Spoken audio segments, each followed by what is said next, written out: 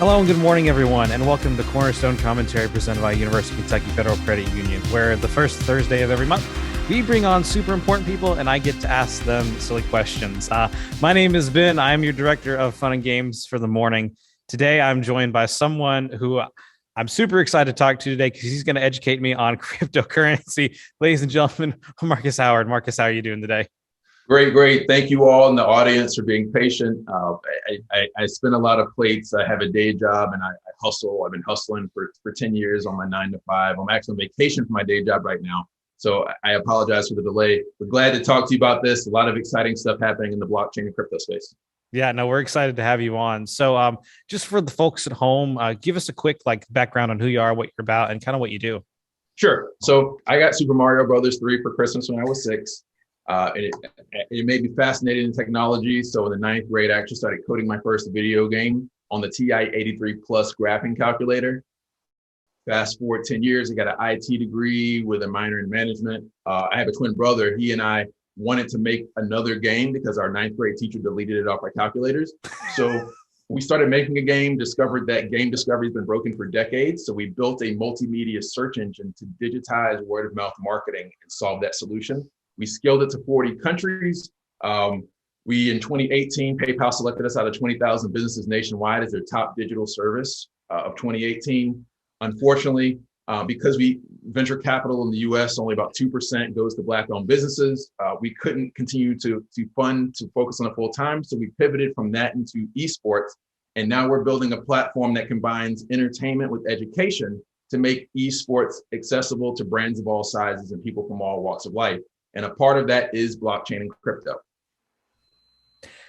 Okay, I did not know any of that going into this. I'm not going to lie. So that's pretty incredible. I have to ask, is that the original copy that you got for Christmas of Super Mario 3 or? It's not, unfortunately. I had a friend send me this. So I've been, again, in the startup ecosystem for the last 10 years, traveling around the country trying to get venture capital. And unfortunately, about 2 years ago, I went to a pitch event here in Tampa Bay and I lost my personal copy. Oh. I'm so sorry. My brother was pissed. I'm not sure my sister knows yet. I'm sure she'll be even more pissed because it's been 2 years. Oh gosh, I'm so sorry. That's incredible though.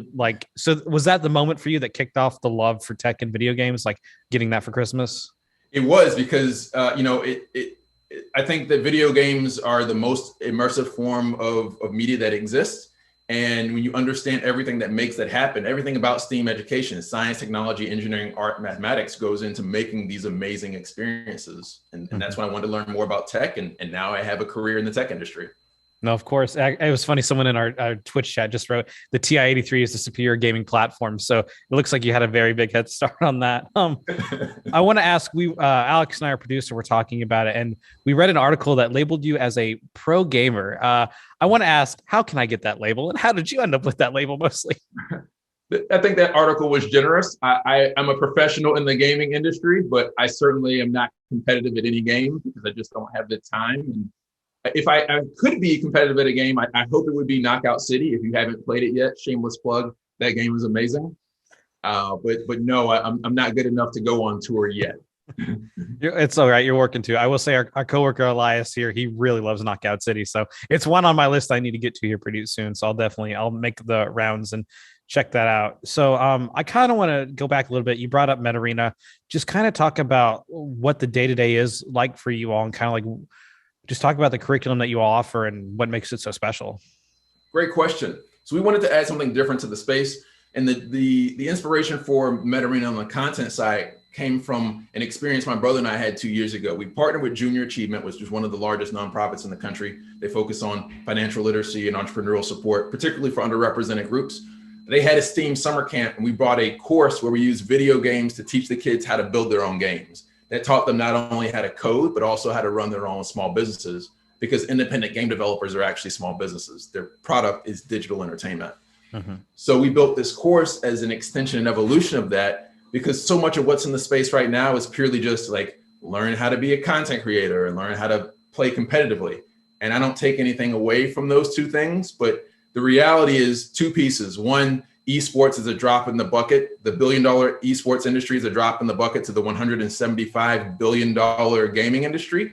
And content creation and competitive play is a drop in the bucket to the 100 plus STEAM career opportunities in the space. So our course is designed to teach you about the entire ecosystem, not just esports, but also to introduce you to the functional careers within the space.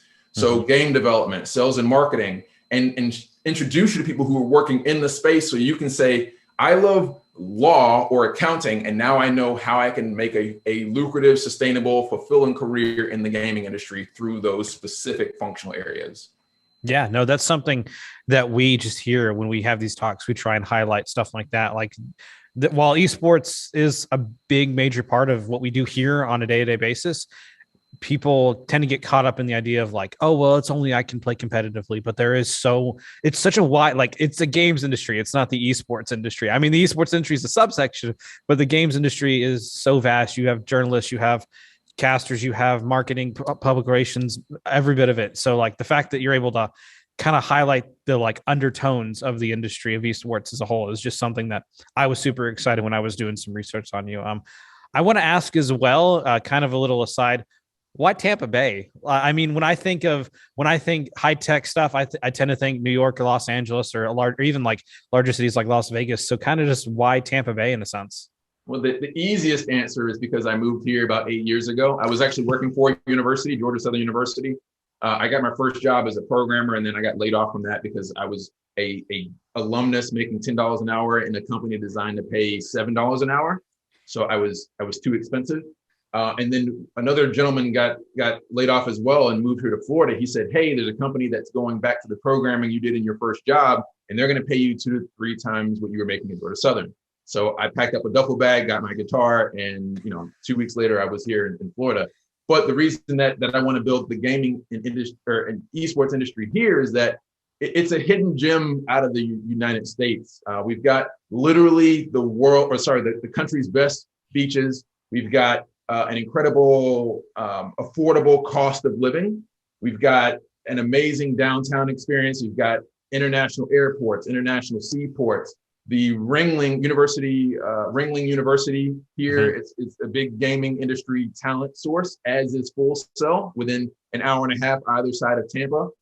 It's amazing. There's just a lot of potential here that is untapped. And so we're connecting all the dots to make this one of the top markets for gaming and esports in the country, but also leverage that to introduce gamers, particularly younger gamers, to STEAM career opportunities to create that redefined education and workforce development. No, that's awesome. I don't know that much about Tampa Bay. And like I said, when I think high tech stuff, I think out on the West Coast or even high East Coast, like New York in that area. So genuinely the only thing I know, and I have to give you a jab on this because I know you're in the hoodies, the Tampa Bay Lightning. So yeah, had to give you a little bit of a jab on that one. So hey, as long as we pick up the Stanley Cup, we want to repeat. We're actually in the last 6 months, people here started referring to Tampa Bay as Champa Bay. So let's keep the good times rolling. I respect it. I respect it as a Philly fan. So I'll shift gears a little bit now, kind of to educate the audience at home that doesn't know that much about it, and myself, who's kind of very new to it. Blockchain. What is it? Blockchain, quite simply, it's like a database, right? It's like a floppy disk. It's like a thumb drive. It stores data.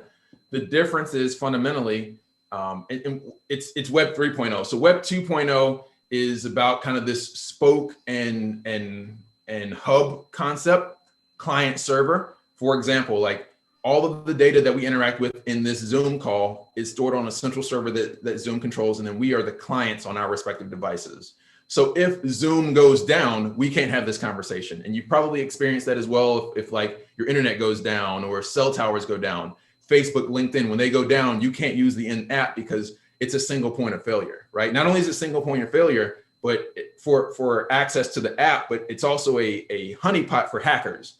You remember when Equifax hacked 54% of Americans, they did that because they went to one place where all the information was stored and it was not encrypted, right? Generally speaking. What blockchain does is it stores information, but A, it's distributed and decentralized, B, it's encrypted. So it doesn't have a single point of failure. All the data is stored on the respective devices, which the space refers to as nodes. And that makes it more fault tolerant and it makes it more secure. You think about Facebook, right? They sold off everyone's information to Cambridge Analytica about 4 to 6 years ago. That would technically not happen in blockchain because the data is encrypted by default. So it actually puts the power for the data back in the end user's control instead of in an essential entity like a government or a big business or special interest. It's the end user controls the data. So that's what's most impressive to me about blockchain, the potential for it to completely evolve our experience for society and business as a whole, the same way that the internet did over the last 20, 25 years. Okay, yeah, no, that actually makes a lot of sense. It just really helps stabilize and decentralize a lot of the stuff so you don't have as much of a risk. So that's actually incredible. I didn't know that. Something else I'll ask about, kind of help educate the audience and a little bit. This one I know about a little bit more. Cryptocurrency. Kind of give us the cryptocurrency for dummies education right now. Sure. Cryptocurrency is basically the incentive for the blockchain network to work, right? So what the blockchain network does is it processes transactions of any kind. When you think about Bitcoin, Bitcoin handles payment transactions, but anything is a transaction, right? Voting, anything, just any kind of regular business transaction is a transaction, and then blockchain just handles the transaction. But when you think about payment, look to like Visa or MasterCard. They handle transactions on your behalf, and an incentive for them to do that is they charge you 2.5%, 3%, whatever the percentage is, a fee for that transaction because they are doing the work on your behalf. Mm-hmm. What the cryptocurrency is an incentive for regular people like you and me to process transactions on behalf of the network. So when we use our devices, our time, our electricity, which we pay for to process these payment and other transactions, we generate cryptocurrency in the network as a reward so that we use our computing power to make the network work. Otherwise, no one would use these apps because they're getting these electricity bills. So the cryptocurrency kind of functions like a reward for doing work, but it's also like a frequent flyer miles program for an airline. It's a loyalty program. So not only is it a form of currency, but it represents a network and your affinity to a brand. Mm-hmm. So that's why you're starting to see like different organizations launching their own cryptocurrencies. Engine, we'll get into that conversation. It helps create brand affinity to a particular organization, be that a business or a game or even a influencer or celebrity. Mm-hmm. Okay. Does that make sense? Yeah, no, that makes sense. It's still a new concept to me, and it's funny. Our producer Alex is really into cryptocurrency and stuff like that, and I'll talk to him every now and then about getting into Dogecoin, just because I know it's a popular and funny one that people can get into. So that's kind of one that I'll default to. The last thing I want to ask you about to kind of educate us on, and the only reason I know this term is because my sister got really upset about the Charlie Bit My Finger video. It turned into an NFT. Now, what exactly is an NFT? NFT is an acronym for non-fungible token. So when you think about Bitcoin and most cryptocurrencies in the market today, and that's shifting very rapidly because of the popularity of NFTs the last 6 to 9 months, Bitcoin is a fungible token where basically, if you have two different Bitcoins, one is practically indistinguishable from another. They're all generally identical. Non-fungible tokens have specific characters that help you identify one from the other. So in order to create a non-fungible token, you take a cryptocurrency, which is typically fungible, right? Not unique like Ethereum or Bitcoin, and you bind it with special characteristics that give it just a unique identity. You also, some of those characteristics can be media. So you basically can take any kind of digital media, be it a song or a piece of digital art or drawing, whatever, and bind it to a cryptocurrency. And that's how you create a non-fungible token. A great example that most people recognize is Top Shot, right? NBA Top Shot. They've taken clips from the NBA's archives and they bound them to cryptocurrencies and gave them wicked designs. And now you can say, just like traditional baseball cards, which ones are unique if there are limited quantity, what are the special features? But the difference is they're digital instead of physical baseball cards. If you think about everything as a baseball card but digital, that concept should help you understand NFTs. So with the Charlie Bit My Finger, right, it was a video clip. They bound it to a cryptocurrency so you could know like this is the one of one of that video. Because when you send, like if you email me the video, we each have a copy and we don't know who had the original. Now that's an NFT, whoever bought it for however many millions, like $60 million or whatever it was, they have the one version of that video. Okay. Yeah, no, That makes a whole lot of sense, actually. Like the concept of putting it to baseball cards, but digitally, actually, it all kind of just clicked into my mind. So thank you for that. That's incredible. So I want to ask, how do NFTs synergize with video games? How do they kind of mesh together and become one? Another great question. And I've said, I got into the crypto space about 2013. And in 2016, I learned about blockchain powering crypto, Mm-hmm. and NFTs by extension. And that's when I made the connection that really the gaming and esports industry, in my opinion, is how blockchain and crypto adoption will go mainstream. And the reason I say that is that what blockchain and crypto needs to go mainstream is a daily activity, ideally that's in a digital environment, right? And video games is exactly that. You know, when I play this game, I collect coins, digital currencies. And when I collect 100 coins, I get an extra life, which is a digital item. So I've known about this concept before blockchain and crypto ever existed. So when you think about the problems, and blockchain is designed to mathematically introduce trust in traditionally untrusted networks. So if you think about like every game that you've owned up until now, most likely you've bought some DLC or skins or whatever digital items. When that game stops being supported by the publisher, all that money you spent in those assets are basically gone forever. Mm-hmm.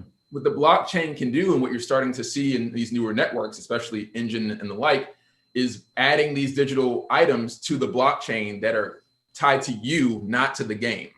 Mm-hmm. So that you have the ability to transfer them to other people. And if the game goes down, you don't lose those assets. So that's what I think the biggest use case is, that like you actually owning those digital assets and having control of them to sell them, transfer them to friends, or potentially even use them amongst different games. Mm-hmm.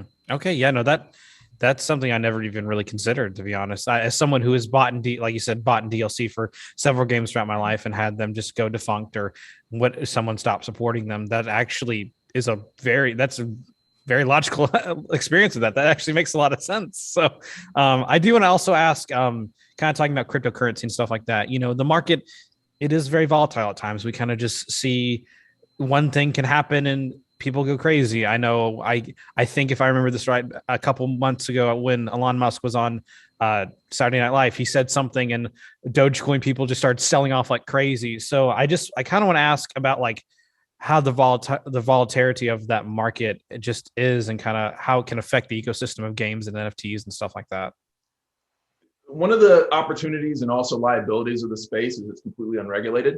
A, it's unregulated, and B, it's tied to communities, as I mentioned earlier, right? So Dogecoin, it actually, if you look into the history of it, was created as a meme, as a joke, as a parody of Bitcoin, and the community took off. So on the one end, it was never designed to be a real token or coin. It was just a joke.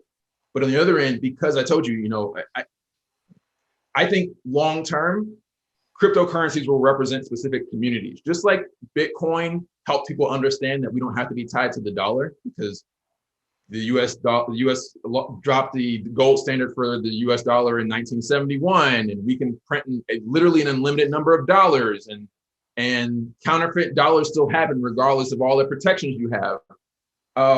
What this does is, because Bitcoin exists and we recognize we don't need the dollar, we don't technically need Bitcoin either. So individual coins can represent communities, and that's why the value is able to spike, is because a lot of people get behind it, even if there are no like technical fundamentals around why Dogecoin should exist. From a technical perspective, Dogecoin should be zero, but the community is giving it its value, the full faith and support of that community. The same thing with the dollar. However, on the downside of that is if an individual comes in and has a lot of influence and brings in their community, which is what Elon did and what Mark Cuban did, they can make the price swing, which is why it spiked and why it crashed. Mm-hmm. Yeah, no, it is, like you said, like I've talked about, it is very volatile, and the community does bring a lot to it at the end of the day. I know I have several friends who are in on the Dogecoin market, and just hearing them talk about, like seeing them on Twitter get hype about it, be like, come on, let's all buy, like we gotta get the prices up and stuff like that, and monitoring it. It's just, a lot of it does come down to that community. So it's a double-sided coin, kind of pun intended there, of, you know, it has its positives, but it can come crashing down at any moment. I do want to ask, what do you think about Engine? I think Engine is and let me preface this statement with, this is not financial advice.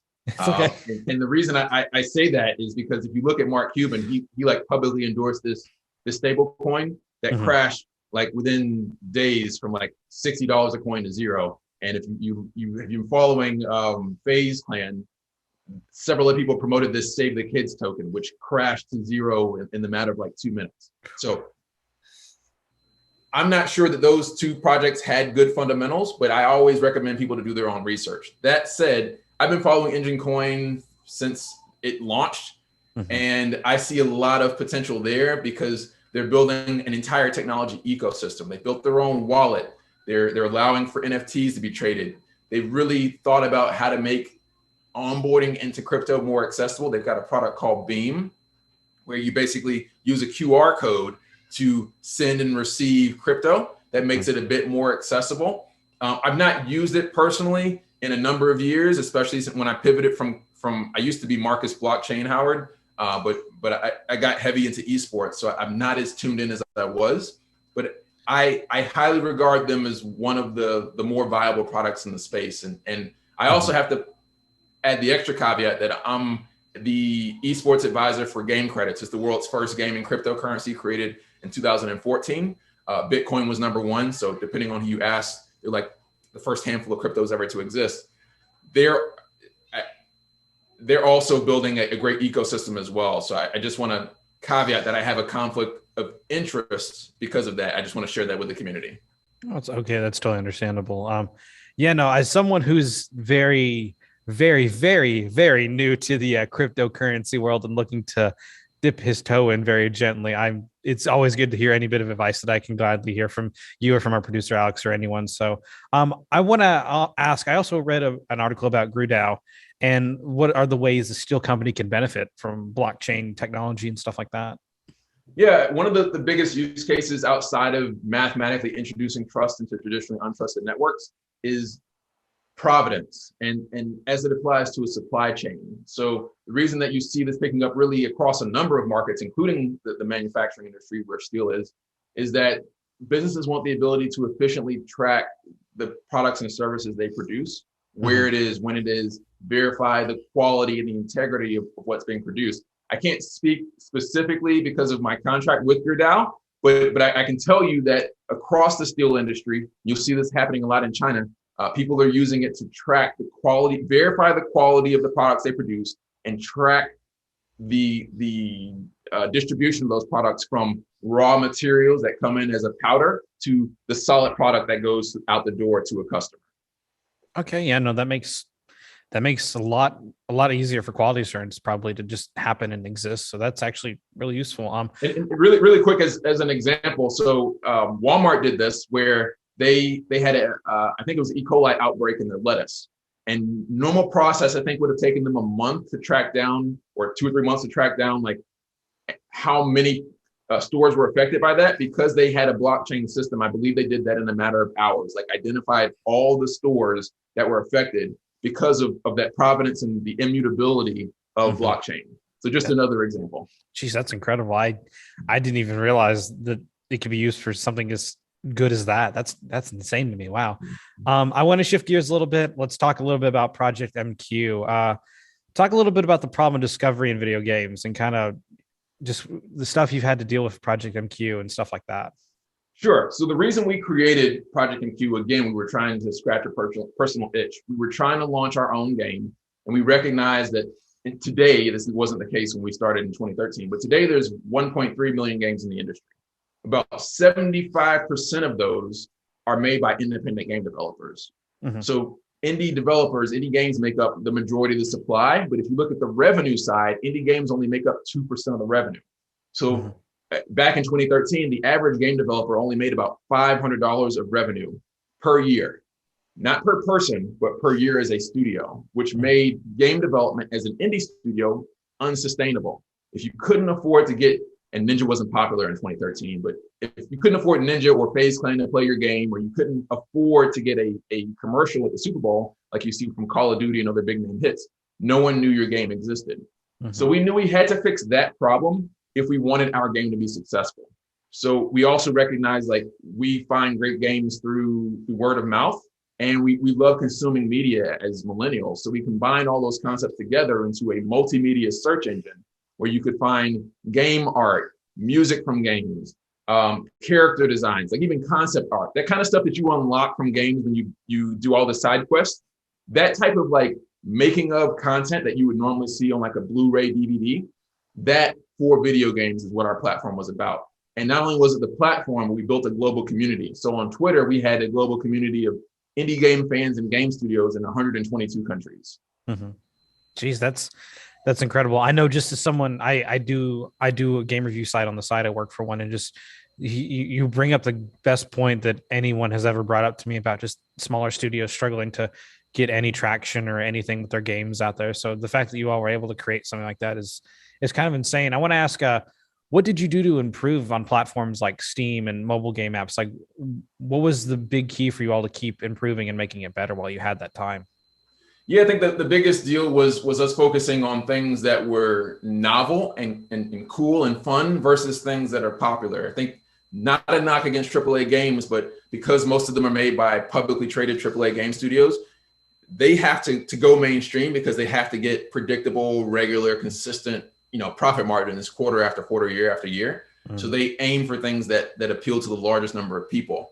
But we believed, just from personal experience, and the platform proved it out, that if you find games that are really unique and fun, people gravitate to games. Some do because they're popular, but a lot of them gravitate to games because they're fun. Perfect example. I don't know if you're familiar with Dead Cells. Very.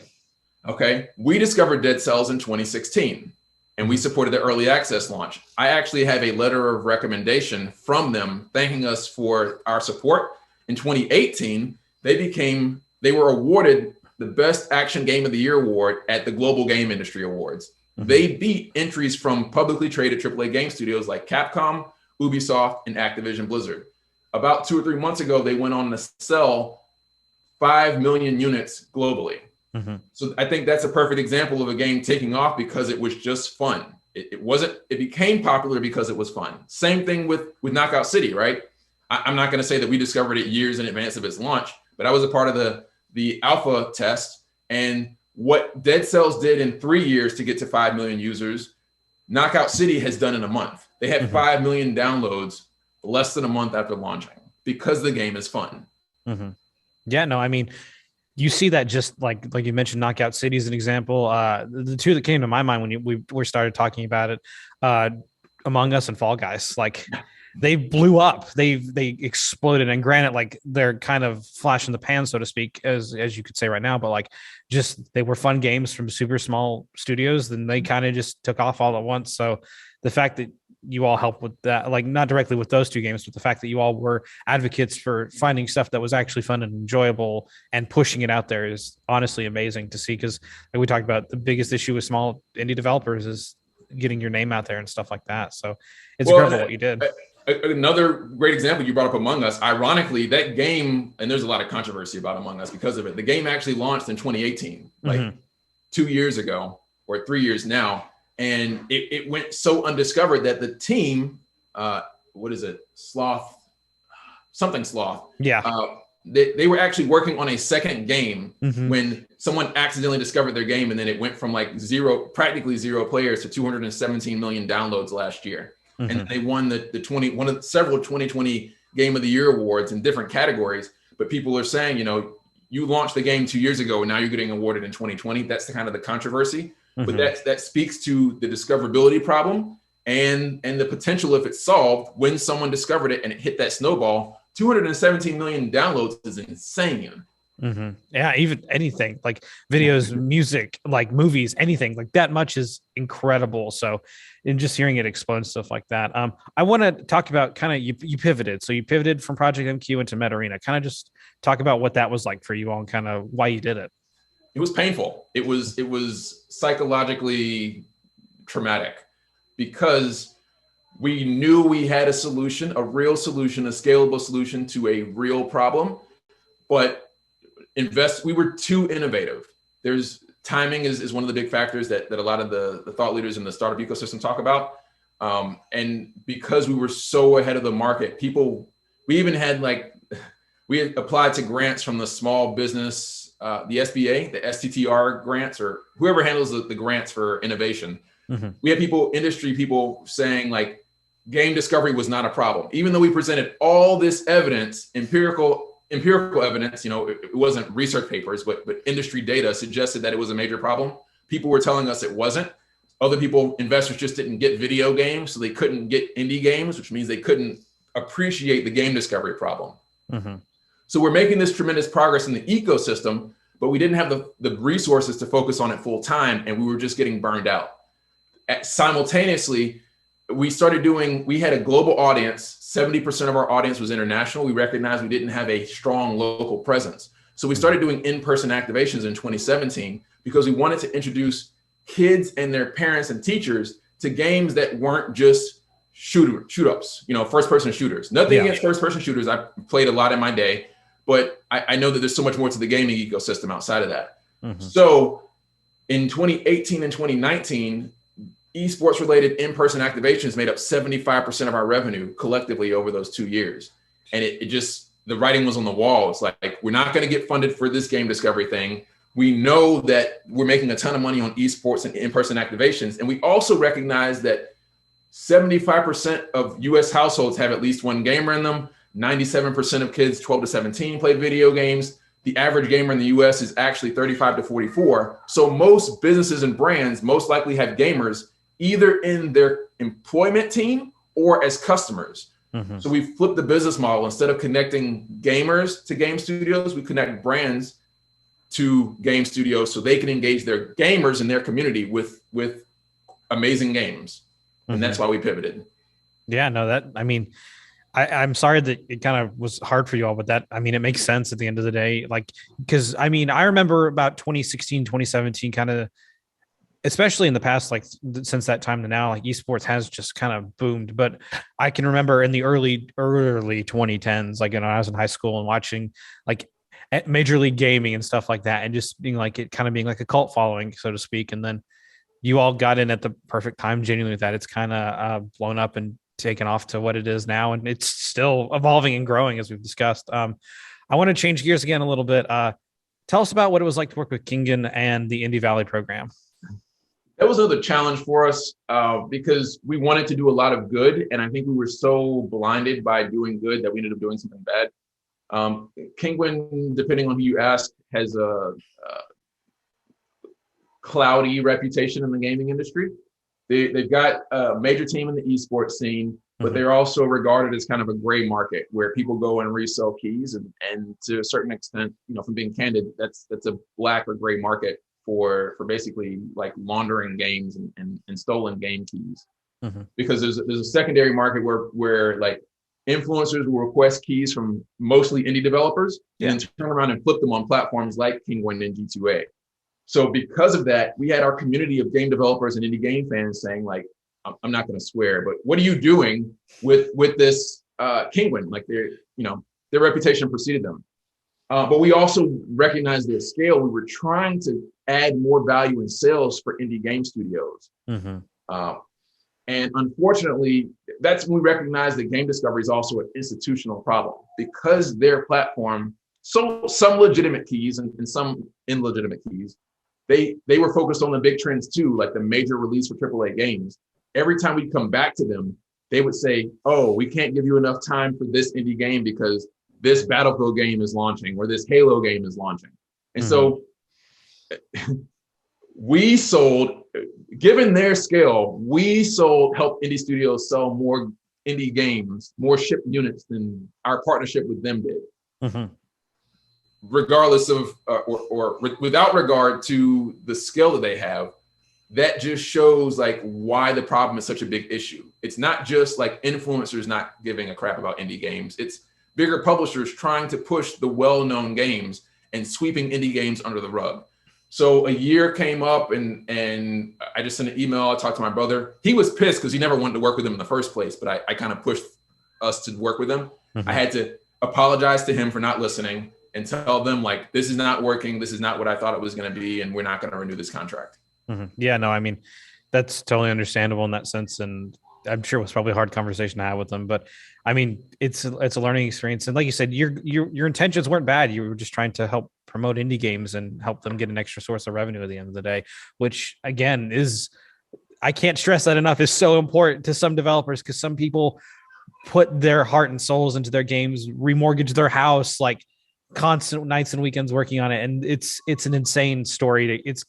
It's kind of like the stereotypical American dream, but like with video games, in a sense of they dump their heart and soul into it, and to have you help them earn an extra source of revenue is a great thing at the end of the day. So I'm sorry that didn't work out, but I mean, your heart was in the right place with that one. It seems like it. So I want to talk about with this industry as a whole, what can be done to cultivate diversity and attract diverse talents?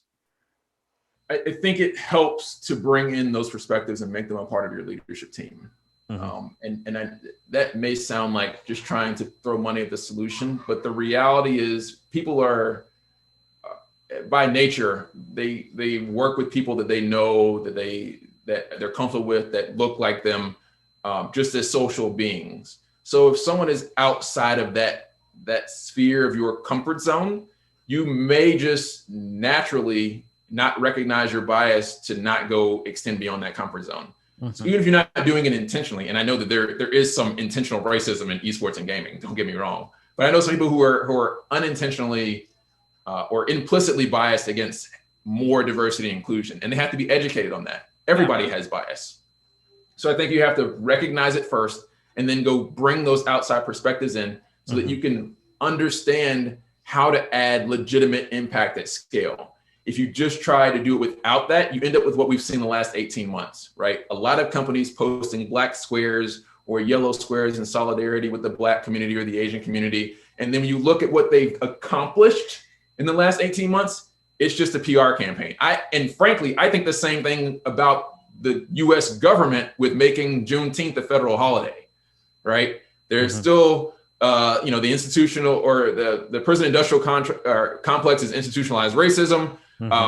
They're still redlining, institutionalized, even though it's been illegal for decades. I can go on and on about structural racism that did not get fixed because we made a holiday a federal holiday. I don't want to get off on a tangent, but yes, to answer your question, more can be done. It requires sincere intent on being more inclusive, not just the press side of it, but from an organizational and a strategy perspective. Yeah, no, I mean, I 100% agree with you on everything you just said. And I mean, you brought up the example talking about the games industry. The immediate thing that came to my mind was Ubisoft, kind of what they've been going through over the past year and a half of the allegations coming out about the higher ups of the company. And kind of, I was talking about this with a friend. We see this kind of every year around E3. Once it wraps up, it all runs downhill, and you get these stories and stuff like that. Not to mention just the unbelievable amounts of crunch time that the industry dumps on its developers and coders and creators and stuff like that. And yeah, no, I 100% agree with you though. So I kind of also just want to kind of going back to a little bit of blockchain and cryptocurrency. How can disadvantaged communities, both in the US and around the world, benefit from these technologies and these new advancements?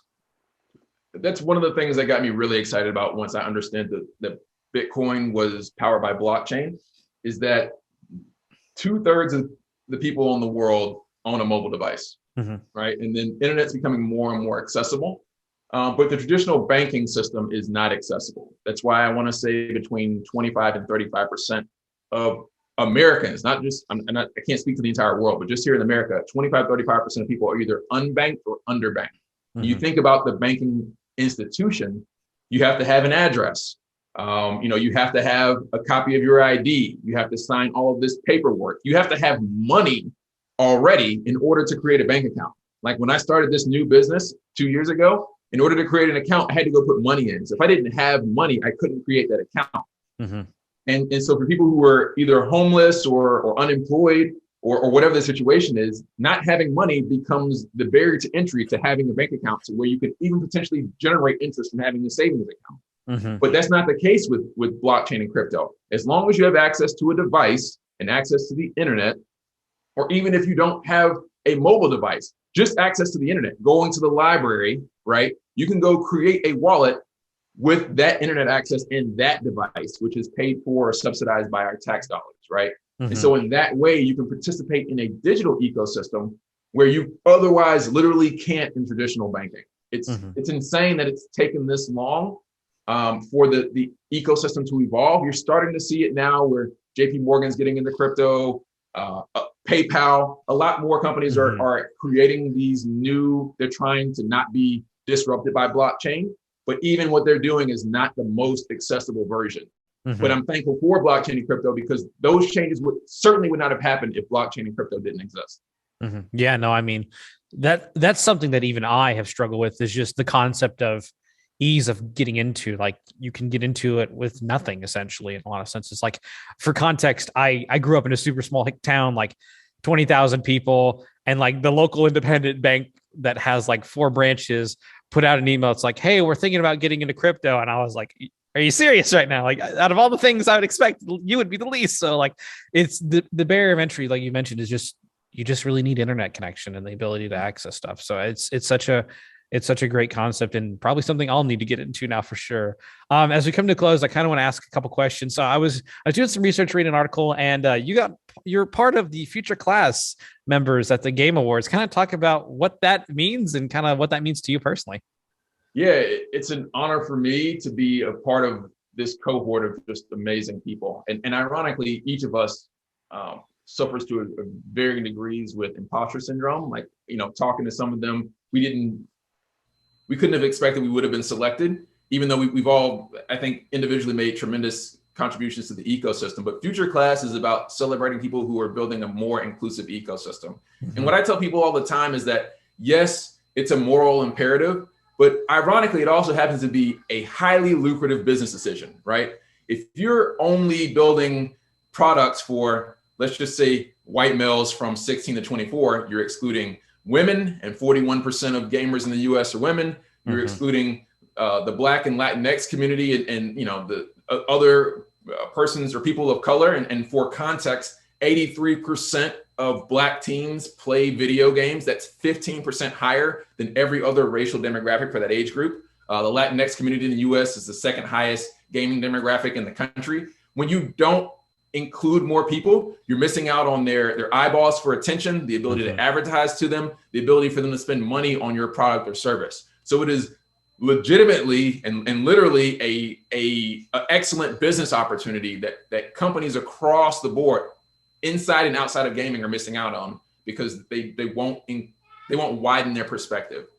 So it's an honor to help drive that and create more career opportunities and wealth generation for people, regardless of their age, race, gender, or geography. But I also get to learn from these other amazing people from around the world who are putting a dent in the universe in their own way. Yeah, no, I mean, it's nice to see. While we kind of talked about like some of the issues with the games industry as we just discussed, it is nice to see a lot of people start to try and initiate something that can be good. And I think when I was reading up on this, I was like, this is wonderful. Like, this is an incredible opportunity, I'm sure, from both from a business perspective and from a personal perspective for you. So I want to ask, 10-year plan, MetArena, what's 10-year plan look like? What are your goals? What do you want to do? I have a bold goal that is an evolution for a bold goal from Gary Vaynerchuk. If you know Gary V, famous serial entrepreneur. He was quoted several years ago saying that he believes that every brand should be a media company that happens to sell a particular product or service. My team wants to take that a step forward that says that every brand, and that's everything from Fortune 500 companies to individual influencers, a mayor or a chef, every brand should be a gaming company that happens to sell a particular product or service. The infrastructure doesn't exist right now where brands can do that, right? Especially if you're an individual person that's not a celebrity or you're a small or medium business. Particularly in esports, you can't engage because to sponsor a team is anywhere from 6 to 7 figures. And the average small and medium business just doesn't have that budget.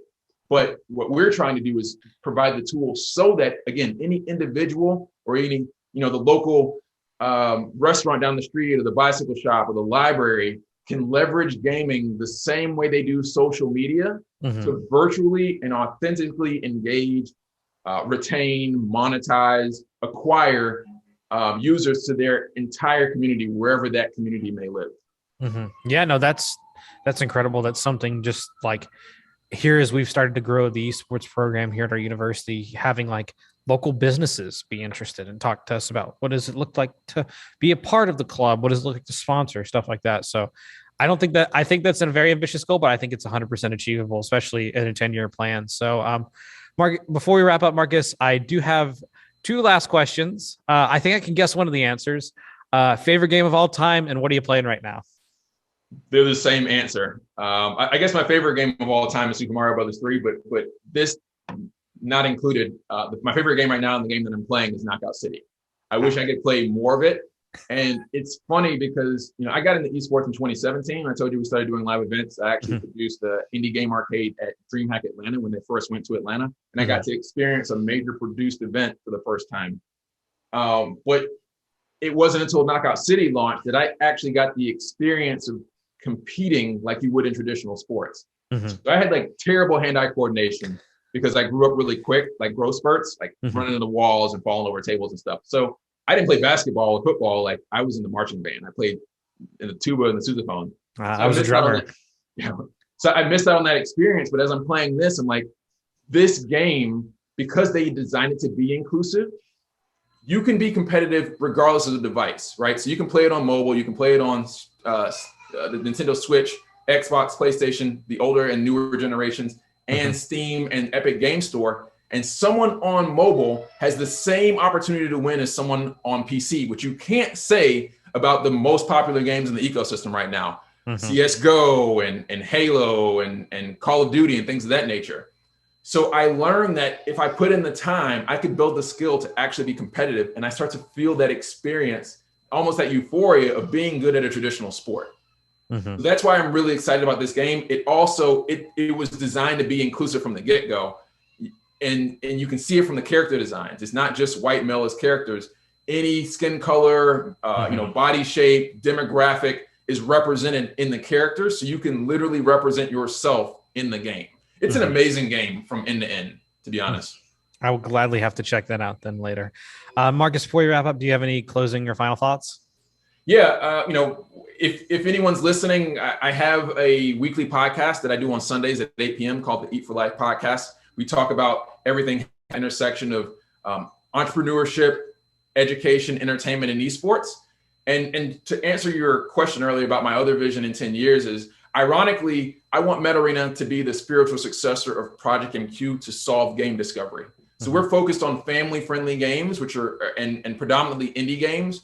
We want to leverage, communities like University of Kentucky and various other schools and sports teams and retail brands to fix game discovery through esports.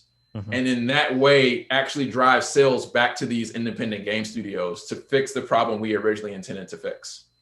Yeah, no, I mean, that's an amazing goal to have. The fact that you still have the drive to do that, and hopefully within 10 years, you can definitely do that, will be awesome to see. Marcus, I want to thank you so much for your time. It's been an honor and a pleasure to get to speak to you and have you take me to school on some stuff, as well as just have a great conversation. Thank you to everyone who tuned in today. It's been a pleasure.